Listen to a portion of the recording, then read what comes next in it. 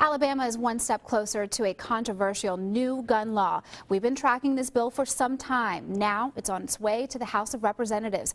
It would take away the discretion of sheriffs when it comes to issuing pistol permits. It would also expand the locations where you can carry a gun. It's going to increase the dangers to our citizens. It's going to increase the dangers to our law enforcement. Sheriff Sam Cochran believes Senate Bill 286 will threaten public safety, and so does Escambia County, Alabama Sheriff Grover Smith. We're talking about lives here. People on the street that are going to die because of 286, and most of them are going to be poor people who don't live in a gated community or stay on a golf course. It makes me mad. One part of the bill that hasn't gotten much attention is this. It will allow workers with a permit to keep guns locked in their vehicles while at their jobs. It also proposes lifetime permits, which will allow firearms to be carried into a vehicle.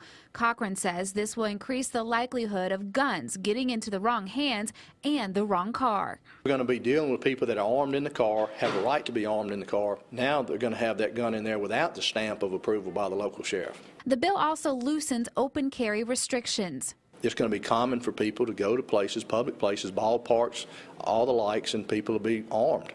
And there's some folks that will say, well, what's wrong with that? Not everyone should be armed, quite frankly, is what's wrong with it.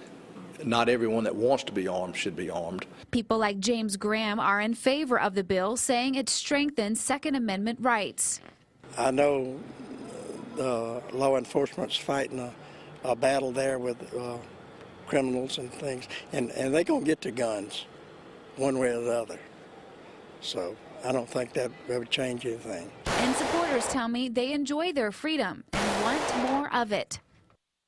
I also spoke to the Baldwin County Sheriff, Huey Hosmack. He tells me he is still against the bill. He says local authorities have worked together to create a substitute bill, and it will be introduced next